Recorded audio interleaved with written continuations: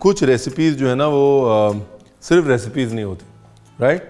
वो रेसिपीज़ जो है हमारे जीवन में ऐसे अटक जाती हैं कि आपको लगता है कि यार वो तो वहीं रह गई, राइट, वो रिक्रिएट नहीं हो सकती।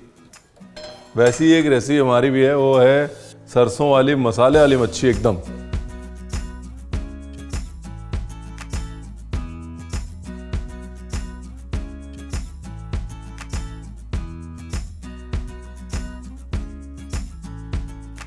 हमारे एक दिलीप भैया थे जो असम से थे।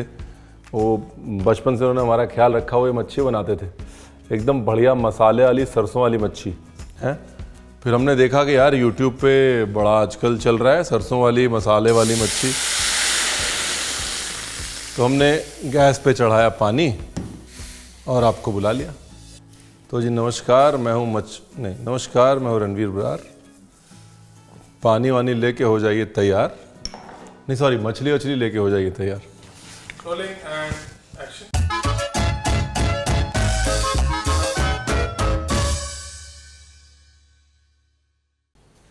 ये लो जी। अगर आप सोच रहे हैं रणवीर ने क्या कर दिया, अब तक कुछ नहीं किया। उसने लिया पीली सरसों, पीली सरसों को वो पानी और नमक डाल के उबाल रहा है, ठीक है। इसके बाद उसको छान लेगा और एक बार दोबारा उबाल लेगा। सरसों का कड़वापन मारना है तो कम से कम उसको नमक के पानी में 2 बार उबाल लीजिए।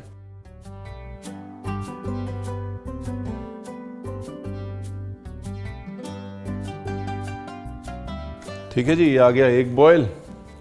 अब इसको दे देंगे दूसरा बॉयल एंड चैप्टर क्लोज। इसको 2 बॉयल देके आप अगर सिरके में डाल के रखेंगे तो किसी भी अचार में डाल सकते हैं, कभी भी डाल सकते हैं, कड़वापन इसका मर जाएगा बिल्कुल।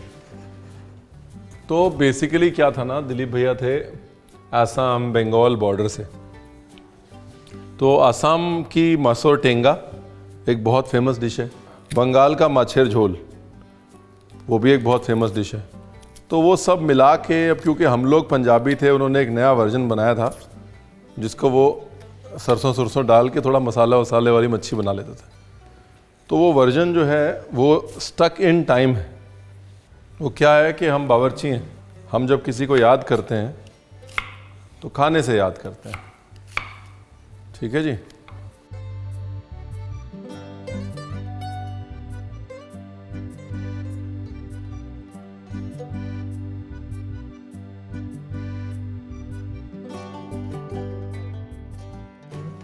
और इसको फिर छान लेते हैं और सरसों का काम खत्म। तो ये जो है पेस्ट बनाने की हम कर रहे हैं तैयारी साहब। देखिए प्रोपोर्शन बहुत सिंपल है। बेसिकली क्या है ना कि आपको 2 सबसे बड़े प्याज लेने हैं, उसके अंदर 2 मीडियम साइज के चम्मच सरसों के, आपको बॉईल करी हुई सरसों के डालने। अगर आप ज़्यादा सरसों नहीं खाते हैं तो फिर आप 1 मीडियम साइज चम्मच डाल दीजिए, ठीक है। इसके बाद इसमें डालेंगे मसाले, लाल मिर्च, हल्दी, धनिया पाउडर। अब तक हमने मसाले और ये सब डाल के एक पेस्ट बनाने की कर ली है तैयारी, और लास्ट में इस तैयारी में डालेंगे थोड़ा सा सरसों का तेल। अब यहाँ पर पर्पस क्या है, प्याज से हमको मिठास चाहिए और बाकी के जो मसाले हैं उसमें मिर्च का तीखापन, हल्दी की खुशबू और धनिए की बॉडी चाहिए। बेसिकली ये सारे कंपोनेंट्स हैं और ये इनका काम है। अब आपको आपका काम बता देता हूँ। ये लीजिए सर, पीस लाइए, थैंक, बारीक एकदम बारीक। अब आते हैं मुद्दे की दूसरी बात पे, जो है आलू। आलू को लंबा लंबा काट लेते हैं। वैसे आपकी श्रद्धा जैसी आप वैसे काट लीजिए, हमारी श्रद्धा थोड़ी लंबी है इसलिए हम ऐसे काट रहे हैं। देखिए जी, हंसते खेलते जो खाना बन जाए, अच्छा ना। अब काटते हैं मेरी फेवरेट चीज़, धनिए की डंडी, और इसको इतना बारीक काटेंगे कि धनिए की डंडी खुद को पहचानना भूल जाएगी। देखिए कुछ कॉम्बिनेशन ऐसे हैं कि आप उसको झुटला ही नहीं सकते। Fish and mustard sauce continental style हो, शौरशे माछ हो, या सरसों वाली मच्छी हो, या अमृतसरी फिश हो, ये कॉम्बिनेशन कभी फेल नहीं होता, राइट। तो हम शेफ़ लोग जो हैं वो बड़े स्मार्ट होते हैं। हम लोग जो है अपनी आधी प्रॉब्लम ऐसे ही सॉल्व कर लेते हैं और 50% तो हमको कॉम्बिनेशन ही जिता देता है। आपको लगता है यार क्या चीज़ बनाई है, बहुत बेसिक सी चीज़ है, नमक और हल्दी। नमक फ्लेवर के लिए और हल्दी उसको डिसइंफेक्ट करने के लिए। कि मच्छी में अगर कोई इन्फेक्शन हो तो वो हल्दी जो है हमारी डिसइंफेक्टेंट होती है ना, वो उसको निकाल दे। चाहे गोवा हो चाहे बंगाल, नमक और हल्दी जो है फिश के साथ जाएगा ही जाएगा।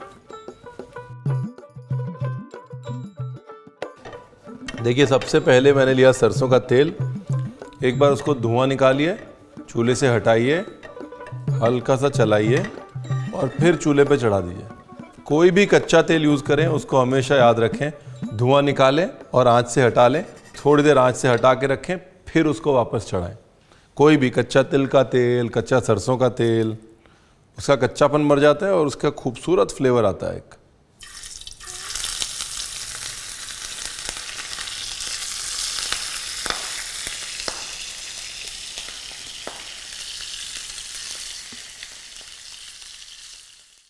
देखिए मच्छी को इस स्टेज पे ना थोड़ा सा कच्चा रखना है, क्योंकि बाद में हम इसको ग्रेवी में डालेंगे ना तो वो ग्रेवी पिए।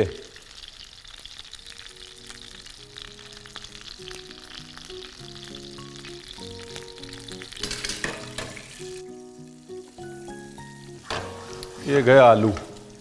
देखिए क्या है ना, सरसों जो है बहुत स्ट्रांग होती है, तो हमको अक्सर लगता है यार ये सरसों वाला जो है कड़वा हो जाएगा, स्ट्रांग होगा, लेकिन सरसों को पका के अच्छे से तरीके से हैंडल करके मीठा किया जा सकता है।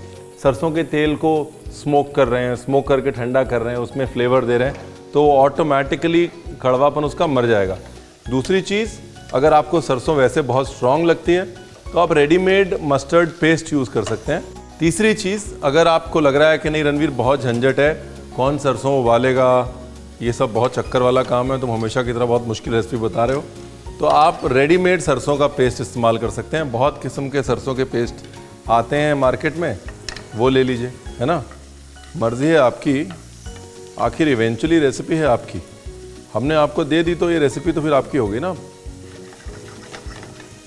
तो जी देखो हो गए आलू, अपने हो गए फ्राई, ठीक है। अब आलू को रहने देते हैं यहीं पे और तेल यूज़ करते हैं फुल।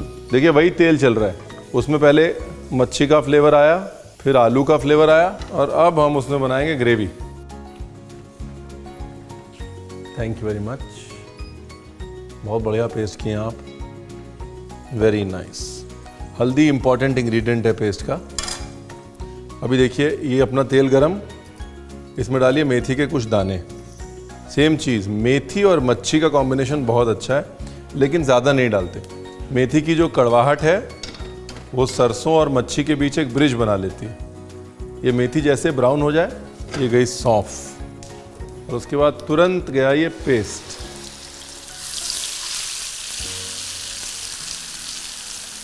बेसिकली ये पेस्ट ही मोनोपोली है साहब, जो है यही है। मस्टर्ड से वो मीटीनेस निकालने के लिए मस्टर्ड को भूनना ज़रूरी है, तो यहाँ भुनाई से वो हो रहा है, पर ज़्यादा नहीं भूनना है। ऐसा नहीं, मटन नहीं बना रहे हम लोग। लगभग 5-7 मिनट भूना है मैंने स्लो फ्लेम पे, इतना ही भूनना है, इसको ओवर नहीं भूनना है। हाँ, ये बहुत इम्पॉर्टेंट है, फिश के लिए ओवर कुकिंग नहीं करनी है अनियंस की।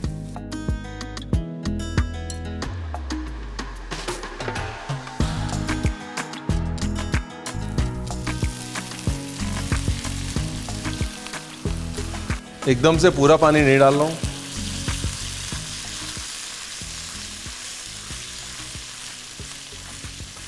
अब इसके अंदर धनिया की डंडी गई, ठीक है जी, ब्यूटीफुल। अब गए आलू। तो बेसिकली एक बार रिवाइज कर लेते हैं क्या किया और क्यों किया। सबसे पहले हमने एक पेस्ट बनाया। पेस्ट क्यों बनाया? ताकि सरसों का पेस्ट बन जाए और उसके साथ में सारे मसाले जो हैं वो ब्लेंड हो जाएं और प्याज की मिठास सरसों इस्तेमाल कर पाए भूनते समय। मच्छी को हमने अलग से सेक के रख लिया, क्यों? ताकि मच्छी ग्रेवी में ना टूटे और मच्छी की कुकिंग हमारे कंट्रोल में रहे। उसके बाद हमने आलू सेके हैं। आलू इसलिए सेके हैं कि एक तो ग्रेवी गाढ़ी करेंगे और दूसरा आलू मच्छी का कॉम्बिनेशन बहुत अच्छा है। उसके बाद हमने क्या किया, हमने उस पेस्ट को सरसों के तेल में भूना। उसको हमने ज़्यादा नहीं भूना और भूनने के बाद उसके अंदर पानी डाला। पानी हमने तब डाला जब हम ये अश्योर्ड हो गए कि तेल छूट चुका है, मसाला भुन चुका है। अभी तक सिर्फ यही हुआ है और कुछ नहीं हुआ है। ओवर कुक नहीं करना है, भुनाई ऐसे नहीं करनी जैसे लखनऊ के खाने में भुनाई होती है। थोड़ा सा कच्चापन चाहिए। थोड़ा पानी के साथ उबलना चाहिए। अभी मैं ये टमाटर डाल रहा हूँ काट के उसके अंदर। अब हम वेट कर रहे हैं ग्रेवी के पकने का और ग्रेवी में जो आलू हैं उन आलूओं के पकने का। ठीक है, rest everything is done. Green chilli 1/2, और ये तीखी वाली नहीं है, मैं फिर से रिवाइज करा रहा हूँ आपको। जो इसमें तीखापन है ना, वो थोड़ा सा मस्टर्ड की झांझ है और थोड़ा सा मिर्ची का स्पाइसीनेस है, वो भी हरी वाली। तो अगर आप उनमें से हैं जो कहते हैं कि रणवीर इतनी मेहनत कौन करेगा यार, मस्टर्ड लो, बॉयल करो, फिर से बॉयल करो, छानो, ये सब ना होगा हमसे, तो आप मस्टर्ड पेस्ट यूज़ कर सकते हैं। लेकिन अगर आप मस्टर्ड पेस्ट यूज़ कर रहे हैं, नाउ इज़ द टाइम। जब ये ग्रेवी ऑलमोस्ट फिनिश हो चुकी है, आपने हरी मिर्च डाल दी है, उसके बाद आपको वो मस्टर्ड पेस्ट डालना है। बिकॉज ज़्यादातर मस्टर्ड पेस्ट एज्ड होते हैं, मच्योर्ड होते हैं, उनका फ्लेवर लास्ट में ही बहुत अच्छे से आ सकता है। ठीक है, ये भी बता दिया मैंने, वरना आप पहले मस्टर्ड पेस्ट डाल देते, सारा फ्लेवर निकल जाता और आप कहते रणवीर आपने बताया नहीं। रणवीर ने बताया था, अगर आप मस्टर्ड पेस्ट यूज़ कर रहे हैं, French mustard, American mustard, डिजॉन mustard या कासुंदी, बंगाली मस्टर्ड पेस्ट, अभी डालिए। ये गई मच्छी, और ये सारे मच्छी के जूसेस, तेल बिल्कुल नहीं छोड़ना। इस डिश का देहातीपन ही इसकी मोनोपोली है, जो मिले डाल दो, क्योंकि जो गावटी देहाती खाना होता है ना, वही सबसे टेस्टी होता है। उसमें वो नहीं होता ना शहर का दिखावा। कभी भी मछली अगर ग्रेवी में डालें तो उसके बाद उसको सिर्फ हमेशा ऐसे चलाएं धीरे धीरे, ठीक है जी, वरना आप मछली को कड़छी से अल्टेंगे पलटेंगे, बनाने जाएंगे फिश करी, बन जाएगा भरता और आप कहेंगे रणवीर आपने बताया नहीं। मछली डालने के बाद कम से कम नहीं तो उसको 2 से 4 मिनट पकने दें, बहुत इंपॉर्टेंट है। मछली का फ्लेवर अगर ग्रेवी में नहीं आया तो फिर फ़ायदा क्या, राइट। और मछली हमेशा हड्डी वाली यूज़ करें। बहुत लोग बोलते हैं कि हम बोनलेस फ़िश खाते हैं, तो आप हड्डी वाली मच्छी लें और बाद में उसको बोनलेस कर लें, क्योंकि फ़िश करी में स्वाद हड्डी वाली मच्छी का ही आता है, राइट। और ये दिलीप भैया सिग्नेचर था, डाल देता हूँ अंडा और आलू और मच्छी। अब कोई झगड़ा नहीं कर सकता इसके बारे में। जिसको एग करी खानी है वो एग करी खाओ, जिसको फिश करी खानी है फिश करी। इसका नाम रखेंगे देहाती सरसों वाली मसाला मच्छी। तो मेरे को ये नामकरण मेरा बड़ा कमज़ोर है डिपार्टमेंट। कोई बात नहीं, कुकिंग करना तो ठीक है ना, बस दैट्स व्हाट मैटर्स। नहीं, अभी इसको छोड़ देते हैं 5 मिनट। छोड़ेंगे नहीं तो टेस्ट आएगा नहीं। और गैस से हटाने के बाद नींबू डालेंगे, हल्की सी चीटिंग करने के लिए 2 पैसा। अगर आपको लग रहा है कि प्याज की मिठास नहीं आई है तो 2 पैसा आप शक्कर भी डाल सकते हैं। और एक ज़रूरी सूचना, अगर आपने अभी तक सब्सक्राइब नहीं किया है तो सब्सक्राइब ज़रूर कर लें हमारे चैनल को।